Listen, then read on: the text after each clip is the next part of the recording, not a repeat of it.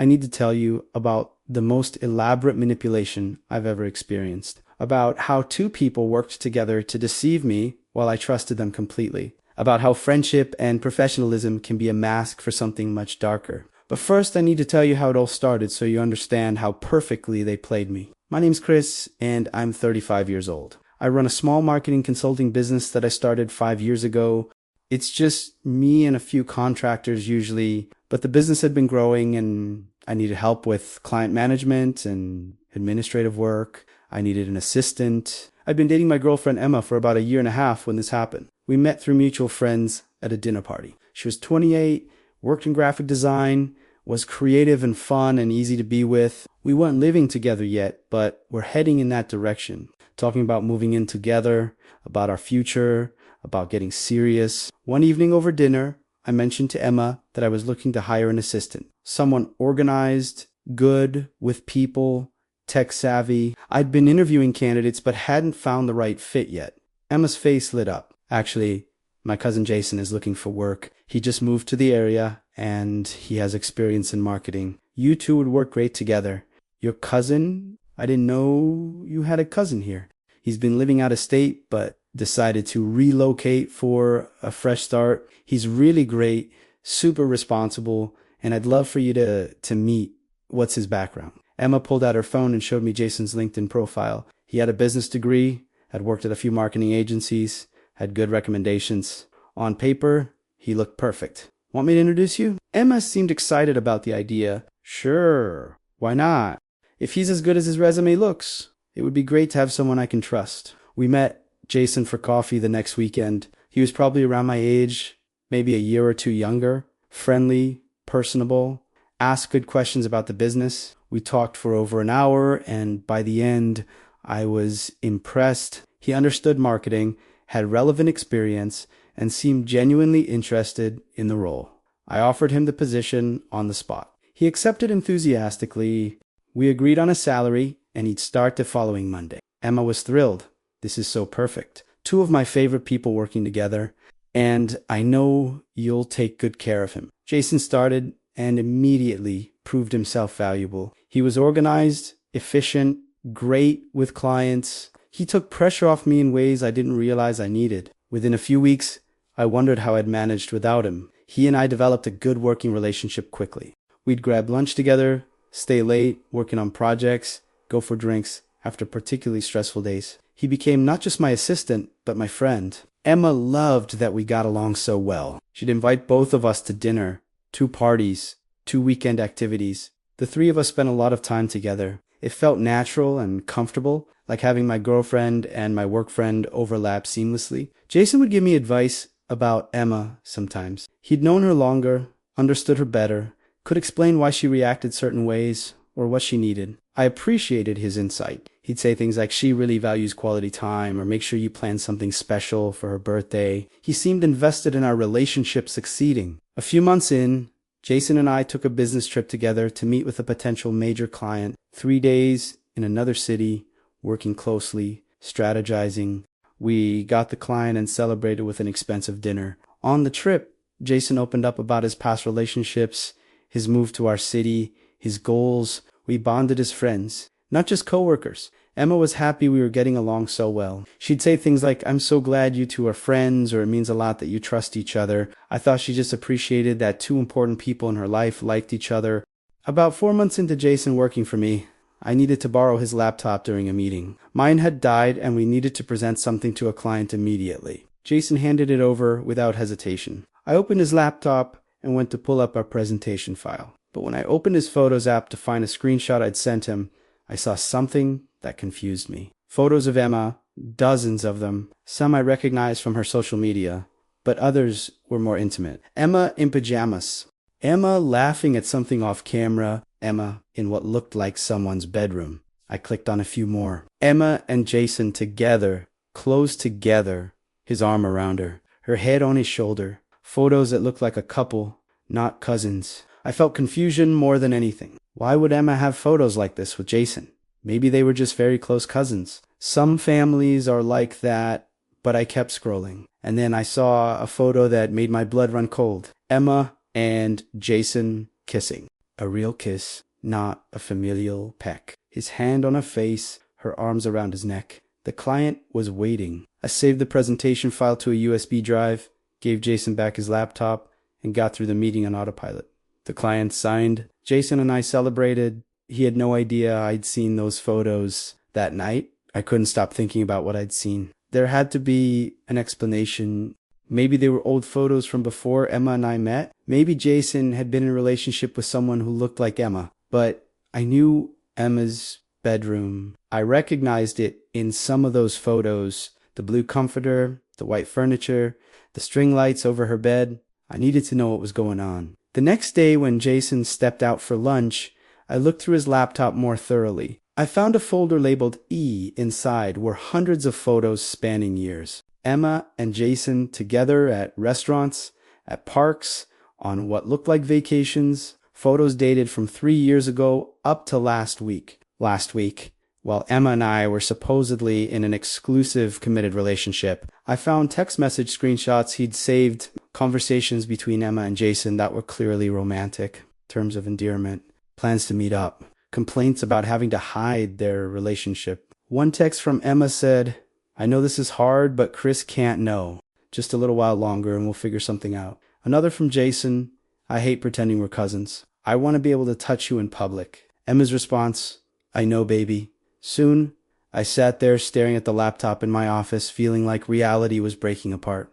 Emma and Jason weren't cousins. They were together. They'd been together the whole time I'd known them. Maybe longer. But why would Emma date me while seeing Jason? Why would they pretend to be cousins?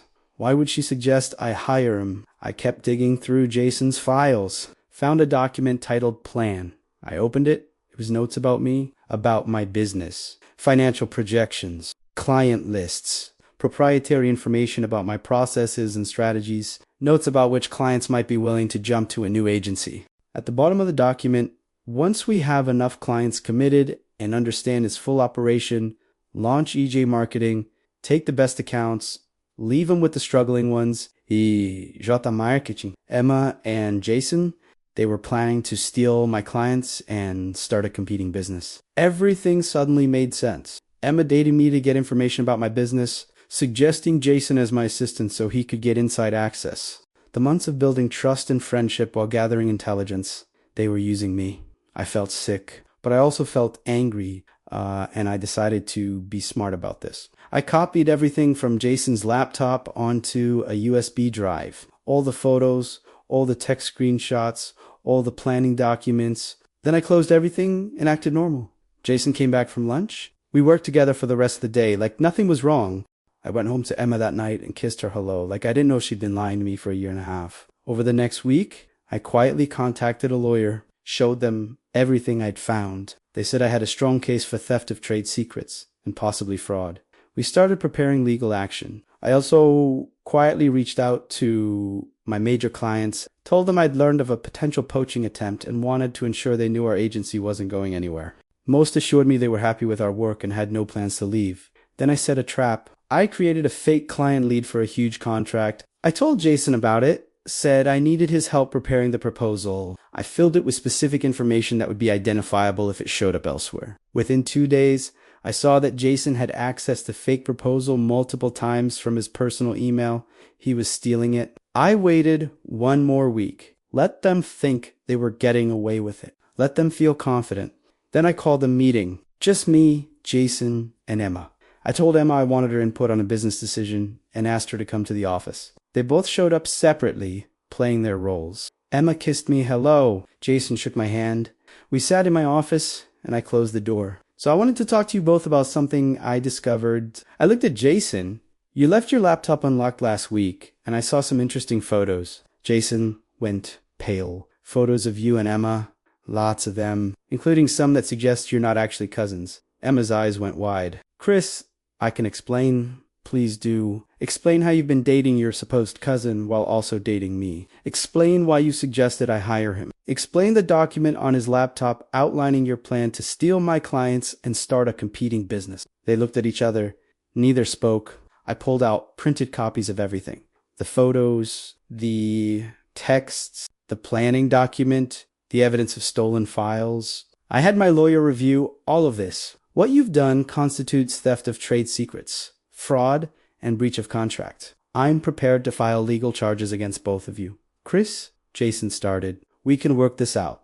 Work it out. You've been lying to me for over a year, using me, planning to destroy my business. We weren't going to destroy it, Emma said weakly. Just take a few clients I spent years building relationships with, using proprietary processes you learned by lying your way into my life and my business. I didn't lie, Emma protested. My feelings for you were real. Were they? Or was I just a convenient mark? A way to get business intelligence? She didn't answer. I'm giving you one chance to avoid legal action. You both resign immediately. You sign non-compete agreements. You return any files or information you've taken. And you stay away from my clients. If I hear even a rumor that you've approached one of them, I file everything with the court. What about the money? Jason asked. Do I still get paid for this week? I stared at him. You're lucky I'm not pressing criminal charges. You'll get nothing. I had security escort them both out. Jason cleaned out his desk in silence. Emma was crying, but I didn't care. I'd trusted both of them and they'd betrayed me in the most calculated way possible. Over the next few days, the truth came out from other sources. I reached out to Emma's actual family members using connections from social media. Turns out, Emma didn't have a cousin named Jason. No one in her family had heard of him. Emma and Jason had been dating for 3 years. On and off, but mostly on. They'd broken up briefly, which is when Emma started dating me. But they'd gotten back together after a few months and decided to keep it going. Emma kept dating me for access to my business. They'd been planning the competing agency for over a year. Some mutual friends came forward after the breakup, said they'd suspected something was off, but didn't know how to tell me. Others admitted they'd seen Emma and Jason together, but believed the cousin's story. I felt like an idiot. How had I not seen it? How had I believed they were cousins when they clearly had chemistry? Why hadn't I questioned it more? My therapist later helped me understand I'd been manipulated by two people working together. They'd reinforced each other's lies. When I had doubts about Emma, Jason would reassure me. When I wondered about Jason's motives, Emma would vouch for him. They'd created a closed loop of deception that was hard to break. The legal case took months to resolve. They both signed the non-compete agreements and returned what files they still had. They tried to claim they'd never planned to actually go through with starting a competing business, that it was just talk. But the documents proved otherwise. They did try to start their own agency anyway.